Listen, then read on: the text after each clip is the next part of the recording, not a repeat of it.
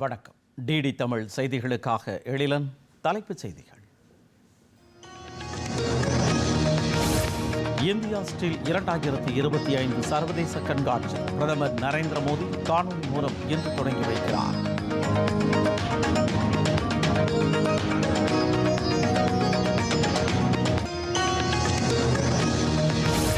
காஷ்மீர் பஹல்காம் பயங்கரவாத தாக்குதல் எதிரும் பிரதமர் நரேந்திர மோடி தலைமையில் நடைபெற்ற பாதுகாப்புக்கான அமைச்சரவை கூட்டத்தில் பாகிஸ்தானுக்கு எதிராக கடும் நடவடிக்கை.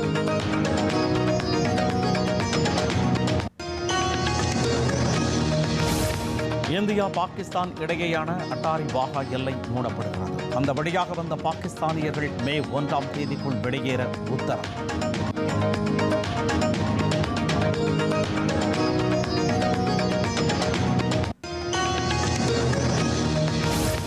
இந்தியாவில் உள்ள பாகிஸ்தானியர்கள் 48 மணி நேரத்திற்குள் வெளியேற வேண்டும். பாகிஸ்தான் அதிகாரிகள் அனைவரும் ஒரு வாரத்தில் வெளியேறவும் உத்தரவு.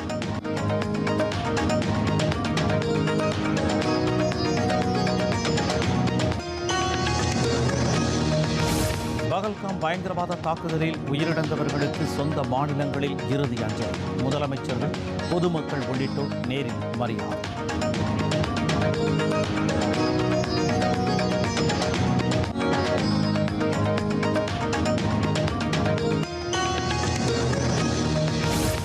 தேசிய பஞ்சாயத்து ராஜ் தினம். பீகாரில் 13,480 கோடி ரூபாய் மதிப்பிலான திட்டங்களுக்கு அடிக்கல் நாட்டியும் தொடங்கியும் வைக்கிறார் பிரதமர் நரேந்திர மோடி.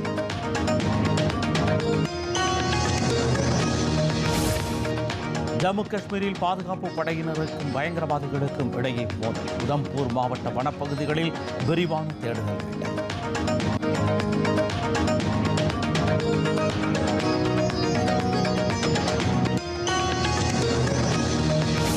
முட்டையிலிருந்து தயாரிக்கப்படும் மயோனஸுக்கு தமிழ்நாடு அரசு ஓராண்டு தடை. தீங்கு விளைவிக்கும் பாக்டீரியாக்கள் இருப்பதால் நோய்கள் பரவ வாய்ப்பு என தகவல்.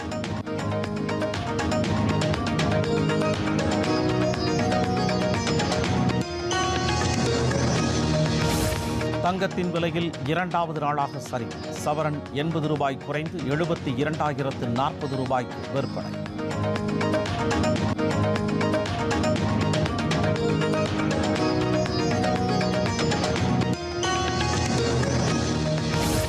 ரஷ்யாவுடனான போர் தொடர்வதற்கு ஜெலன்ஸ்கியே காரணம். அமெரிக்க அதிபர் ட்ரம்ப் குற்றச்சாட்டு.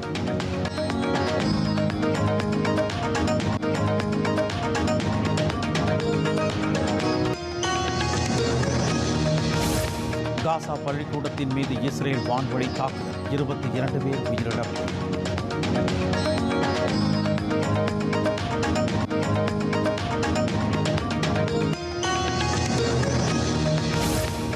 இந்திய கிரிக்கெட் அணியின் தலைமை பயிற்சியாளர் கௌதம் கம்பீருக்கு கொலை மிரட்டல். ISIS காஷ்மீர் அமைப்பு மிரட்டல் விடுத்துள்ளதாக புகார்.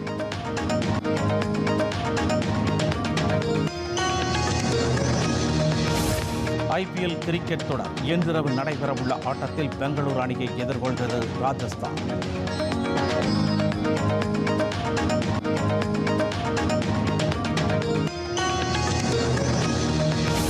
புனே மகளிர் கிராண்ட் பிரிக்ஸ் செஸ் போட்டி. பட்டம் வென்றார் இந்தியாவின் கோனேரு கம்பி.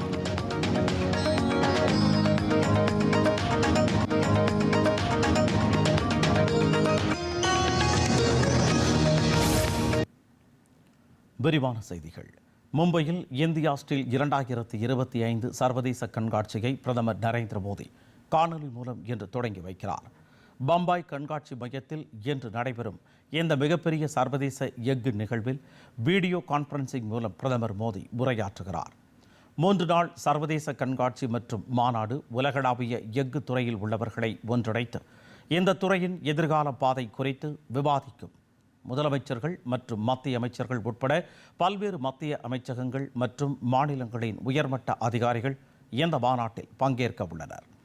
மகாராஷ்டிரா முதல்வர் தேவேந்திர ஃபட்னாவிஸ், சத்தீஸ்கர் முதல்வர் விஷ்ணு தியோ சாய் மற்றும் ஒடிசா முதல்வர் மோகன் சரண் மாஜி ஆகியோர் இதில் பங்கேற்க உள்ளனர். மேலும் மத்திய அமைச்சர்களில் HD குமாரசாமி, பியூஷ் கோயல், அஸ்வினி வைஷ்ணவ், பிரகலாத் ஜோஷி, கிஷன் ரெட்டி மற்றும் பூபதி ராஜு, ஸ்ரீனிவாச வர்மா ஆகியோரும் பங்கேற்பார்கள் என்று எதிர்பார்க்கப்படுகிறது. எஃகு துறையின் வளர்ச்சியை கருத்தில் கொண்டு 2 ஆண்டுகளுக்கு ஒருமுறை இந்த மாநாடு நடைபெறுகிறது. தேசிய பஞ்சாயத்து ராஜ் தினத்தை முன்னிட்டு பிரதமர் நரேந்திர மோடி இன்று பீகாரில் நடைபெறும் நிகழ்ச்சியில் பங்கேற்று 13,480 கோடி ரூபாய் மதிப்புள்ள திட்டங்களுக்கு அடிக்கல் நாட்டியும் தொடங்கியும் வைக்கிறார். மதுபனியில் நடைபெறும் நிகழ்ச்சியில் ரயில்வே மற்றும் மின்சாரத்துறையில் 13,480 கோடி ரூபாய்க்கு மேல் மதிப்புள்ள பல மேம்பாட்டு திட்டங்களை பிரதமர் தொடங்கி வைக்க உள்ளார். இந்த பயணத்தின் போது வீடியோ கான்பரன்சிங் மூலம் 4 ரயில்கள், 3 ரயில் பாதைகள் மற்றும் 2 ரயில் மேம்பாலங்களை பிரதமர் மோடி கொடியசைத்து தொடங்கி வைக்க உள்ளார். இந்த நிகழ்ச்சிக்கு முன்னதாக மதுபானியில் தேசிய பஞ்சாயத்து ராஜ் தின நிகழ்ச்சியில் கலந்து கொண்டு பிரதமர் உரையாற்றுகிறார். இவ்விழாவில் 2025ஆம் ஆண்டிற்கான சிறப்பு பிரிவு தேசிய பஞ்சாயத்து ராஜ் விருதுகளையும் வழங்கி கௌரவிக்கிறார். பகல்காம் பயங்கரவாத தாக்குதலை தொடர்ந்து பாகிஸ்தானுடனான அட்டாரி வாகா எல்லையை உடனடியாக மூடுவது என பாதுகாப்பு விவகாரங்களுக்கான மத்திய அமைச்சரவை குழு முடிவெடுத்துள்ளது. ஜம்மு காஷ்மீரின் பகல்காமில் சுற்றுலா தலத்தில் அப்பாவி பொதுமக்களை குறிவைத்து நடந்த தாக்குதலை அடுத்து பிரதமர் நரேந்திர மோடி தலைமையில் பாதுகாப்பு விவகாரங்களுக்கான மத்திய அமைச்சரவை குழு கூட்டம் நேற்று மாலை நடைபெற்றது. மூத்த மத்திய அமைச்சர்கள் ராஜ்நாத் சிங், அமித்ஷா, ஜெய்சங்கர், தேசிய பாதுகாப்பு ஆலோசகர் அஜித் தோவல் மற்றும் பிற மூத்த அதிகாரிகள் இக்கூட்டத்தில் பங்கேற்றனர். பகல்காம் தாக்குதலை பாதுகாப்புக்கான அமைச்சரவை குழு கடும் கண்டனம் தெரிவிக்கப்பட்டு தாக்குதலில் உயிரிழந்தவர்களின் குடும்பத்தினருக்கு ஆழ்ந்த இரங்கலை தெரிவித்ததுடன் காயமடைந்தவர்கள் விரைவில் குணமடையவும் பிரார்த்திப்பதாகவும் தெரிவிக்கப்பட்டது. இக்கூட்டத்தில் எடுக்கப்பட்ட முடிவுகள் குறித்து செய்தியாளர்களிடம் பேசிய வெளியுறவுத்துறை செயலர் விக்ரம் மிஸ்ரி, இந்தியாவில் இருந்து பாகிஸ்தானியர்கள் 48 மணி நேரத்தில் வெளியேற வேண்டும் என்றார். தில்லியில் உள்ள பாகிஸ்தான் தூதரகத்தில் செயல்படும் பாதுகாப்பு ஆலோசனை அதிகாரிகள் 1 வாரத்திற்குள் வெளியேற வேண்டும் என்றும் உத்தரவிட்டுள்ளதாக அவர் கூறினார். எல்லை தாண்டிய பயங்கரவாதத்திற்கு ஆதரவளிப்பதை பாகிஸ்தான் நம்பத்தகுந்த வகையில் கைவிடும் வரை 1960ஆம் ஆண்டு சிந்து நதிநீர் பகிர்வு ஒப்பந்தம் நிறுத்தி வைக்கப்படுவதாகவும் அவர் தெரிவித்தார். அட்டாரி வாகா எல்லை உடனடியாக மூடப்படுவதாகவும் இந்த எல்லை வழியாக உரிய அனுமதியுடன் இந்தியாவிற்குள் நுழைந்த பாகிஸ்தானியர்கள் வரும் மே 1ஆம் தேதிக்குள் இதே எல்லை வழியாக திரும்பலாம் என்றும் அவர் குறிப்பிட்டார். சார்க் கூட்டமைப்பு நாடுகளுக்கான விசா திட்டத்தின் கீழ் பாகிஸ்தானியர்கள் இந்தியாவிற்கு பயணிக்க அனுமதிக்கப்பட மாட்டார்கள் என்றும் அவர் கூறினார். பாகிஸ்தானியர்களுக்கு கடந்த காலத்தில் வழங்கப்பட்ட அனைத்து விசாக்களும் ரத்து செய்யப்படுவதாகவும் தற்பொழுது இந்தியாவில் உள்ள பாகிஸ்தானியர்கள் 48 மணி நேரத்தில் நாட்டை விட்டு வெளியேற வேண்டும் என்றும் மிஸ்ரி தெரிவித்தார். தில்லியில் உள்ள பாகிஸ்தான் தூதரகத்தில் பணியாற்றும் அந்நாட்டின் இராணுவம், கடற்படை மற்றும் விமானப்படை சேர்ந்த பாதுகாப்பு படை ஆலோசனை அதிகாரிகளும் அடுத்த 1 வாரத்திற்குள் இந்தியாவை விட்டு வெளியேற வேண்டும் என்றும் அவர் தெரிவித்தார். இஸ்லாமாபாத்தில் உள்ள இந்திய தூதரகத்தில் இருந்து பாதுகாப்பு படை ஆலோசனை அதிகாரிகளும் திரும்ப அழைக்கப்படுவதாக அவர் குறிப்பிட்டார். Pakistani nationals will not be permitted to travel to India under the SARC visa exemption scheme visas. Any SVAS visas issued in the past to Pakistani nationals are deemed cancelled. Any Pakistani national currently in India under SVAS visa has 48 hours to leave India. The Defence, Military, Naval and Air advisors in the Pakistani High Commission in New Delhi are declared persona non grata. They have a week to leave India. India will be withdrawing its own Defence, Navy and Air advisors from the Indian High Commission in Islamabad. These posts in the respective High Commissions are deemed annulled.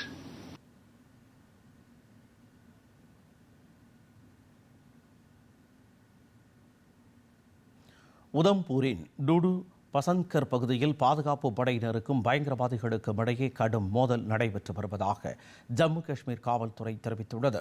Jammu காஷ்மீரின் பூஞ்சில் உள்ள லசானா வனப்பகுதியில் பயங்கரவாதிகள் பதுங்கியிருக்கக்கூடும் என்ற சந்தேகத்தில் இந்திய ராணுவத்தின் Romeo படை மற்றும் சிறப்பு நடவடிக்கை குழு தொடர்ந்து 10வது நாளாக இன்று கூட்டு தேடுதல் நடவடிக்கையை தொடர்ந்துள்ளன.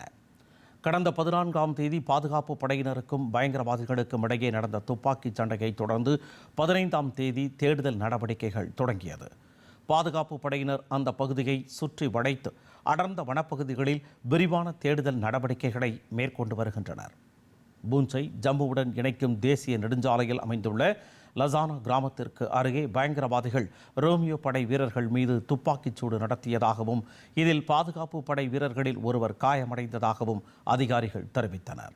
இதற்கிடையே ஜம்மு ரஜோரி பூஞ்ச் நெடுஞ்சாலை 144 பாதுகாப்பு படையினர் கண்காணிப்பை தீவிரப்படுத்தியுள்ளனர். புதுதில்லியில் இன்று அனைத்துக் கட்சி கூட்டம் நடைபெறுகிறது.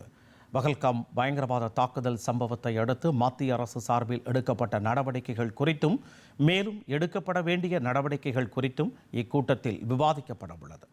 இந்த கூட்டம் நாடாளுமன்ற வளாகத்தில் மாலை 6 மணிக்கு நடைபெறும் என்று மத்திய அரசு வட்டாரங்கள் தெரிவித்துள்ளன. இதனிடையே ஜம்மு காஷ்மீரில் அனைத்துக் கட்சி கூட்டம் இன்று மாலை 3 மணிக்கு நடைபெறவுள்ளது. முதலமைச்சர் உமர் அப்துல்லா தலைமையில் நடைபெறும் இந்த கூட்டத்தில் பஹல்காம் பயங்கரவாத தாக்குதலை தொடர்ந்து மாநிலத்தில் உள்ள சூழல் தொடர்பாக ஆலோசிக்கப்பட உள்ளது.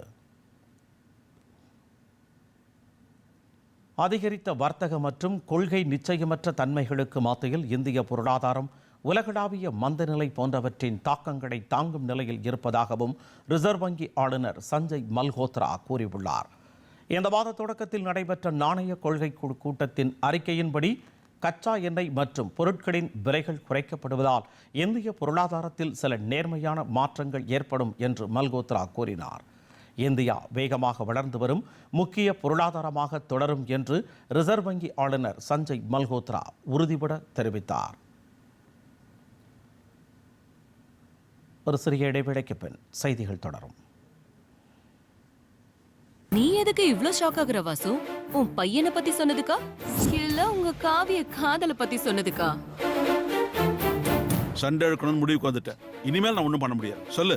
அந்த இடத்தை விற்க வேண்டிய அவசியம் இருக்குதுங்க.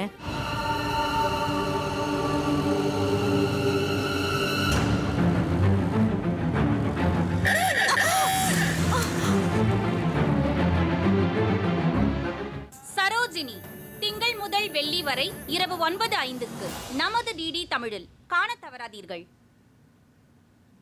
முட்டையில் இருந்து தயாரிக்கப்படும் மயோனஸுக்கு தமிழ்நாடு அரசு ஓராண்டு தடை விதித்துள்ளது. இது தொடர்பாக தமிழ்நாடு உணவு பாதுகாப்புத்துறை வெளியிட்டுள்ள அறிவிப்பில் பச்சை முட்டையில் இருந்து தயாரிக்கப்படும் மயோனஸ் உணவினால் உடல்நல பாதிப்புகள் அதிகம் ஏற்பட வாய்ப்புள்ளதாக கூறப்பட்டுள்ளது. மேலும் சால்மோனெல்லா டைபீரியமும் பாக்டீரியா காரணமாக இந்த உணவு விஷமாக மாறலாம் என்பதால் மயோனஸ் விற்பனைக்கு தடை விதிக்கப்பட்டுள்ளதாக அதில் தெரிவிக்கப்பட்டுள்ளது. மயோனஸில் ஒவ்வாமை ஏற்பட மிக அதிகமாக இருப்பதுடன் சில உணவகங்களில் மயோனஸ் சுகாதாரமற்ற முறையில் தயாரிக்கப்பட்டு சேமிக்கப்பட்டு விற்பனை செய்யப்படுவதால் பொது சுகாதாரத்திற்கு அதிக பாதிப்பை விளைவிப்பதாக தெரிவிக்கப்பட்டுள்ளது. இதனால் உணவு பாதுகாப்பு மற்றும் தர நிர்ணய சட்டத்தின்படி முட்டையில் இருந்து செய்யப்படும் மயோனஸ் வகைகளுக்கு ஓராண்டு தடை விதித்து தமிழ்நாடு அரசு உத்தரவிட்டுள்ளது. இந்த உத்தரவை மீறுபவர்கள் மீது அபராதம், உரிமம் ரத்து போன்ற கடும் நடவடிக்கைகள் எடுக்கப்படும் என்றும் தெரிவிக்கப்பட்டுள்ளது.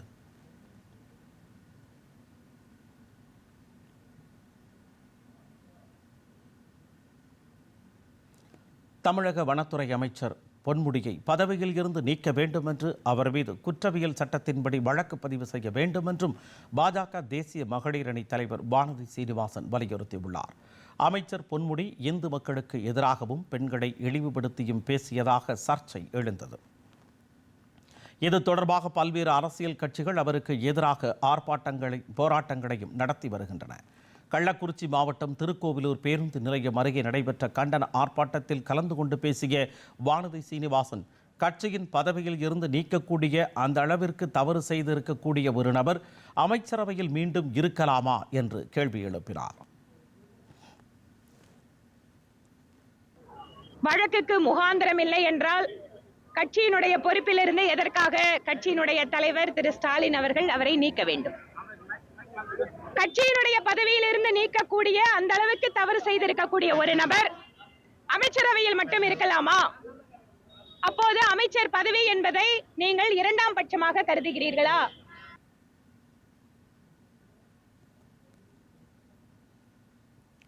இனி வருவது மாநில செய்திகள்.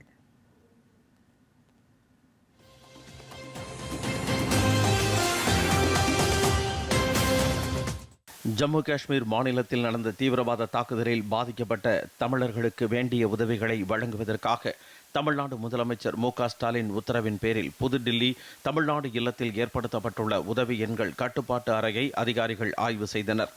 தமிழ்நாடு அரசின் புதுதில்லி சிறப்பு பிரதிநிதி AKS விஜயன், தமிழ்நாடு அரசின் உள்ளுறை ஆணையாளர் ஆஷிஷ்குமார் IAS ஆகியோர் கட்டுப்பாட்டு அறைக்கு வரும் அழைப்புகள் மற்றும் கோரிக்கைகள் குறித்து ஆய்வு செய்து உரிய அறிவுரைகள் மற்றும் உதவிகளை வழங்கும் பணியினை கேட்டறிந்தனர். பெண்கள் மற்றும் இந்து சமயத்தை இழிவுபடுத்தி பேசியதாக அமைச்சர் பொன்முடியை கண்டித்து அதிமுக மகளிர் அணி சார்பில் தேனியில் கண்டன ஆர்ப்பாட்டம் நடைபெற்றது. வனத்துறை அமைச்சர் பொன்முடி நிகழ்ச்சி ஒன்றில் பெண்கள் குறித்தும் இந்து சமயமான சைவ வைணவ ஆகியவற்றை மேற்கோள் காட்டியும் சர்ச்சைக்குரிய வகையில் பேசியிருந்தார்.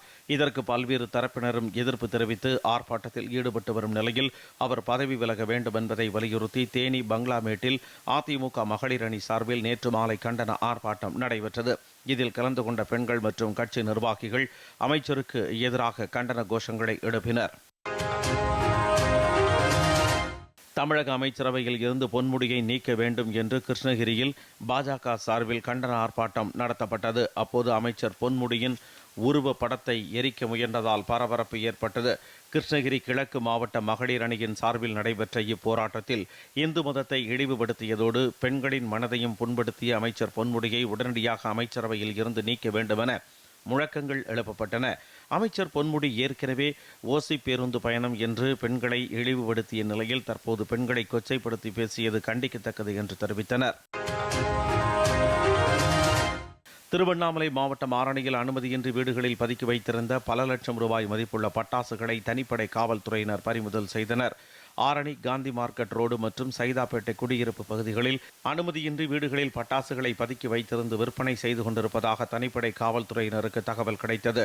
இதையடுத்து அவற்றை பறிமுதல் செய்தனர். பின்னர் அதே பகுதியில் செல்வராஜ் என்பவருக்கு சொந்தமான கடையிலும் பதுக்கி வைக்கப்பட்டிருந்த பட்டாசுகளை அவர்கள் பறிமுதல் செய்தனர். மேலும் அருள் என்பவர் பதுக்கி வைத்திருந்த 2 லட்சம் ரூபாய் மதிப்புள்ள பட்டாசுகளையும் தனிப்படை போலீசார் பறிமுதல் செய்து வழக்கு பதிவு செய்து விசாரணை நடத்தி வருகின்றனர்.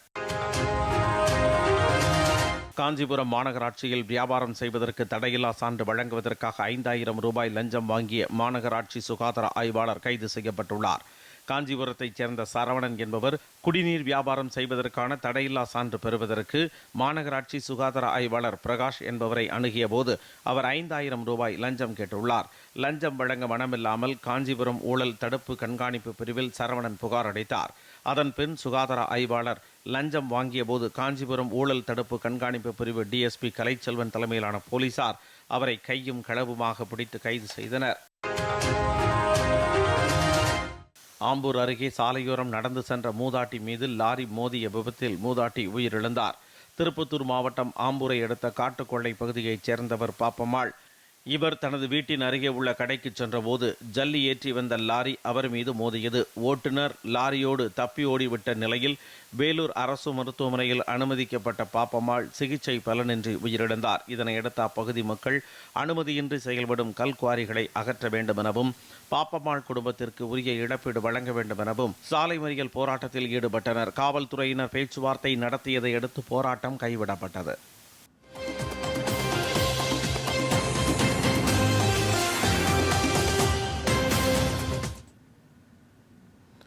பகல்காம் பயங்கரவாத தாக்குதலில் உயிரிழந்தவர்களின் உடல்களுக்கு அவர்களது சொந்த ஊர்களில் இறுதி மரியாதை செலுத்தப்பட்டு வருகிறது.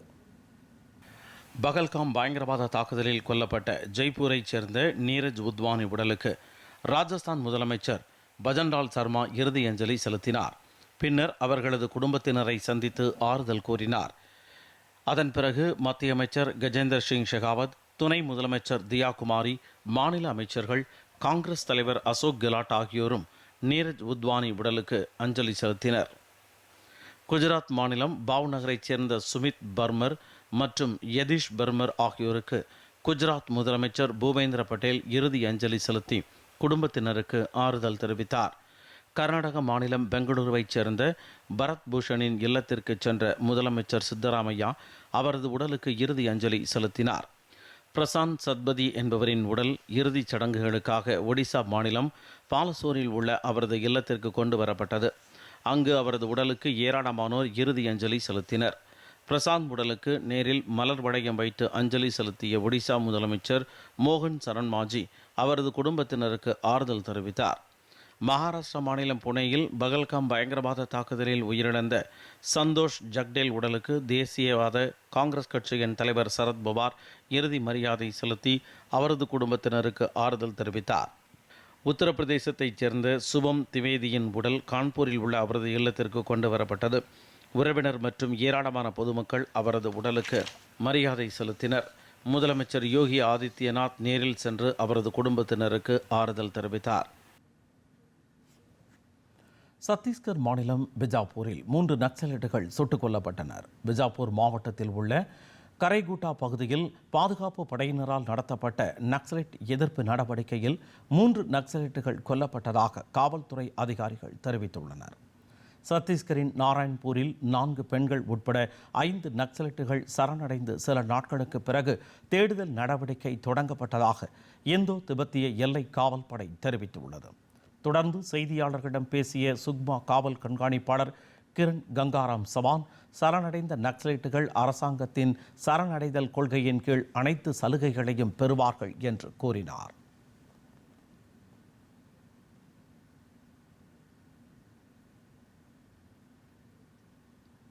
பகல்காம் பயங்கரவாத தாக்குதலில் உயிரிழந்த ஆந்திராவைச் சேர்ந்தவரின் உடலுக்கு பாஜக மாநில தலைவர் நயினார் நாகேந்திரன் நேரில் அஞ்சலி செலுத்தினார். பகல்காம் பயங்கரவாத தாக்குதலில் உயிரிழந்த ஆந்திர மாநிலம் நெல்லூர் மாவட்டம் கபாலியைச் சேர்ந்த மதுசூதராவின் உடல் சென்னைக்கு கொண்டு வரப்பட்டது. தமிழக பாஜக தலைவர் நயினார் நாகேந்திரன், தமிழ்நாடு காங்கிரஸ் கமிட்டி தலைவர் செல்வ பெருந்தகை ஆகியோர் அவரது உடலுக்கு மலர் தூவி மரியாதை செலுத்தினர்.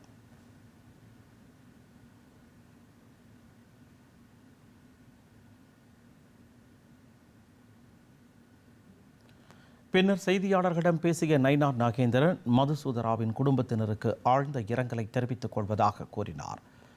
அவரது 10 வயது மகன் தனது தந்தையின் உடலுக்கு முன்னால் அழுது கொண்டிருந்ததைக் கண்டு தாங்க முடியாத தருணம் என்றும் அவர் தெரிவித்தார்.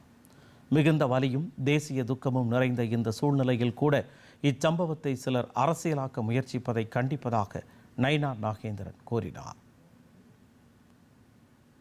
இனிமேல் அந்த மாதிரி ஒரு துயர சம்பவத்திற்கு உறுதுணையாக யாரும் இருக்கக்கூடாது என்பது நேரத்தில் தெரிவித்துக் கொண்டு, இறந்தவர்கள் குடும்பத்திற்கு அனைவருக்கும் ஆழ்ந்த இரங்கலையும் தமிழக பாரதிய ஜனதா கட்சியினுடைய சார்பாக தெரிவித்துக் கொண்டு, மதுசூதனராவ் குடும்பத்தினருக்கும் ஆழ்ந்த இரங்கலையும் வருத்தத்தையும் நாங்கள் தெரிவித்துக் கொள்கிறோம்.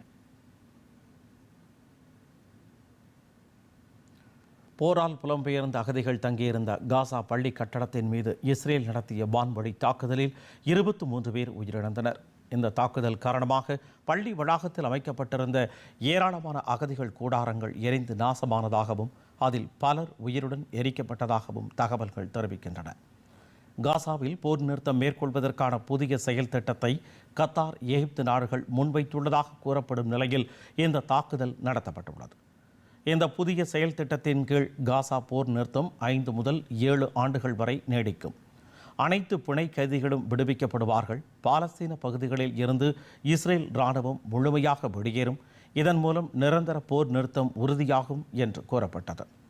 இந்நிலையில் கடந்த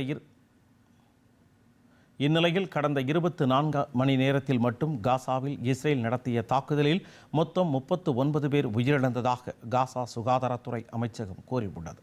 இத்துடன் காசாவில் இஸ்ரேல் இராணுவம் சுமார் 1.5 ஆண்டுகளுக்கு மேல் நடத்தி வரும் தாக்குதலில் இதுவரை 51,266 பாலஸ்தீனியர்கள் உயிரிழந்துள்ளனர்.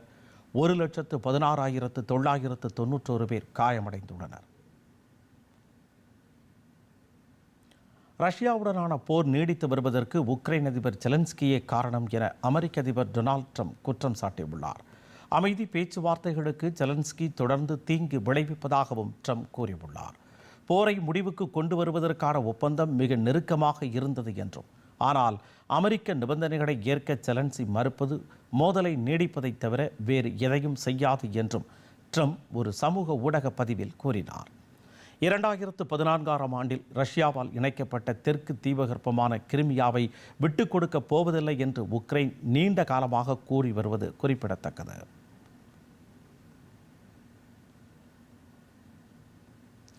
மாவட்டத்திற்கு ஒரு சட்டக்கல்லூரி கொண்டு வர வேண்டும் என்பதுதான் அரசின் கொள்கை என தமிழ்நாடு சட்ட அமைச்சர் ரகுபதி தெரிவித்துள்ளார். தமிழக சட்டப்பேரவையில் இன்று பள்ளி கல்வித்துறை மற்றும் உயர்கல்வித்துறையின் மீதான மானிய கோரிக்கை மீதான விவாதம் நடைபெறுகிறது. முன்னதாக நடைபெற்ற கேள்வி நேரத்தில் பேசிய சட்டமன்ற உறுப்பினர் எம்.ஆர். காந்தி, கன்னியாகுமரி மாவட்டத்தில் சட்டக்கல்லூரி அமைத்து தரப்படுமா என கேள்வி எழுப்பினார். இதற்கு பதிலளித்த சட்ட அமைச்சர் ரகுபதி, கன்னியாகுமரி மாவட்டத்தில் இருந்து வெளி மாவட்டங்களில் சட்டக்கல்லூரி பயின்று உயர்நீதிமன்றத்தில், உச்சநீதிமன்றத்தில், நீதிமன்றத்தில் நீதிபதியாக இருப்பவர்கள் அதிகம் என்றார். எந்த மாவட்டத்தை பார்த்தாலும் கன்னியாகுமரி மாவட்டத்தைச் சேர்ந்தவர்கள்தான் அதிகம் படித்தவர்களாகவும் வேலை வாய்ப்பிலும் இருக்கிறார்கள் என்று கூறிய அமைச்சர், மாவட்டத்திற்கு ஒரு சட்டக்கல்லூரி கொண்டு வர வேண்டும் என்பதுதான் அரசின் கொள்கை என்றார். நிதிநிலை அடிப்படையில் நிறைவேற்ற இயலாத சூழ்நிலையில் இருப்பதாக கூறிய அமைச்சர் ரகுபதி, நிதி நிலைமை சரியான பின்னர் எல்லா மாவட்டங்களிலும் சட்டக்கல்லூரி கொண்டு வர வேண்டும் என்பதுதான் முதல்வர் விருப்பம் என்றார். பங்குச்சந்தைகள் இன்று இறக்கத்துடன் காணப்படுகின்றன. மும்பை பங்குச்சந்தை குறியீட்டு எண் சென்செக்ஸ் 171 புள்ளிகள் குறைந்து 79,945 புள்ளிகளில் வர்த்தகமாகிறது. தேசிய பங்குச்சந்தை குறியீட்டு எண் நிஃப்டி 50 புள்ளிகள் குறைந்து 24,276 புள்ளிகளில் வர்த்தகமாகிறது. அமெரிக்க டாலருக்கு நிகரான இந்திய ரூபாயின் மதிப்பு 85 ரூபாய் 59 காசாக உள்ளது. சென்னையில் ஆபரண தங்கத்தின் விலை சவரனுக்கு 80 ரூபாய் குறைந்து 72,040 ரூபாய்க்கு விற்பனை செய்யப்படுகிறது. 1 கிராம் 10 ரூபாய் குறைந்து 9,005 ரூபாய்க்கு விற்பனையாகிறது. வெள்ளியின் விலையில் எந்த மாற்றமும் இல்லை. 1 கிலோ பார் வெள்ளி 1,11,000 ரூபாய்க்கு விற்பனை செய்யப்படுகிறது. சென்னையில் 1 லிட்டர் பெட்ரோல் விலை 100 ரூபாய் 80 காசாகவும், டீசல் விலை 92 ரூபாய் 39 காசாகவும் உள்ளது. ஐபிஎல் கிரிக்கெட் போட்டித் தொடரில் இன்று நடைபெறும் ஆட்டத்தில் ராயல் சேலஞ்சர்ஸ் பெங்களூரு அணி ராஜஸ்தான் ராயல்ஸ் அணியை எதிர்கொள்கிறது. இந்த போட்டி இரவு 7:30 மணிக்கு பெங்களூரு சின்னசாமி மைதானத்தில் தொடங்க உள்ளது.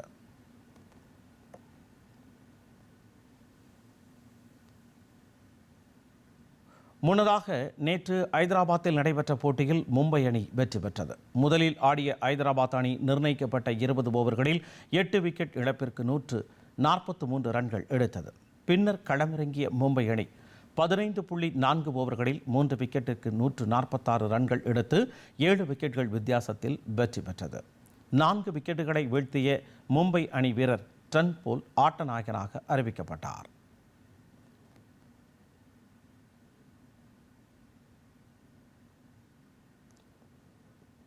இந்திய கிரிக்கெட் அணியின் தலைமை பயிற்சியாளரும் முன்னாள் எம்பியுமான கௌதம் கம்பீர் தனக்கு ISIS காஷ்மீர் அமைப்பிடம் இருந்து கொலை மிரட்டல் விடுக்கப்பட்டுள்ளதாக புகார் அளித்துள்ளார். நேற்று முன்தினம் 2 முறை கொலை மிரட்டல் விடுத்துள்ள மின்னஞ்சல்கள் வந்துள்ளதாக தெரிகிறது. இதையடுத்து தில்லி ராஜேந்திர நகர் காவல் நிலையம் மற்றும் மத்திய தில்லி காவல்துறை ஆணையரிடம் கம்பீர் தரப்பில் புகார் அளிக்கப்பட்டுள்ளது. இது தொடர்பாக காவல்துறையினர் விசாரணையை தொடங்கியுள்ள நிலையில் விரைவில் அவருக்கும் அவரின் குடும்பத்தினருக்கும் பாதுகாப்பு வழங்கப்படும் என்று எதிர்பார்க்கப்படுகிறது. முன்னதாக கடந்த செவ்வாய்க்கிழமை நடைபெற்ற பகல்காம் பயங்கரவாத தாக்குதலை கண்டித்து எக்ஸ் தளத்தில் கம்பீர் பதிவிட்டிருந்தது குறிப்பிடத்தக்கது. புனேவில் நடைபெற்ற மகளிர் கிராண்ட் பிரிக்ஸ் செஸ் போட்டியில் இந்திய கிராண்ட் மாஸ்டர் கோனேரு ஹம்பி பட்டம் வென்றார். நேற்று நடைபெற்ற போட்டியில் வெள்ளை நிற காய்களுடன் பல்கேரிய செஸ் மாஸ்டர் நுர்குல் சலிமோவாவை ஹம்பி எதிர்கொண்டார். இதில் ஹம்பி 7-9 என்ற புள்ளி வித்தியாசத்தில் இறுதிச் சுற்றில் வென்றார். இருப்பினும் சீன கிராண்ட் மாஸ்டர் ஜூஜினர் ரஷ்ய சர்வதேச மாஸ்டர் போலினா ஷுவைலோவாவை எதிர்த்து கருப்பு நிற காய்களுடன் தனது இறுதிச் சுற்று ஆட்டத்தில் வெற்றி பெற்று 7-9 என்ற புள்ளிகளை பெற்றார். ஆனால் டை பிரேக்கர்களின்படி அவர் 2வது இடத்தை பிடித்தார். கிராண்ட் பிரிக்ஸ் புள்ளிகள் மற்றும் பரிசு தொகை ஹம்பி மற்றும் ஜூ இடையே பகிர்ந்தளிக்கப்பட்டது. இத்துடன் இந்த செய்திகள் நிறைவடைந்தன. மீண்டும் செய்திகள் பிற்பகல் 1 மணிக்கு. வணக்கம்.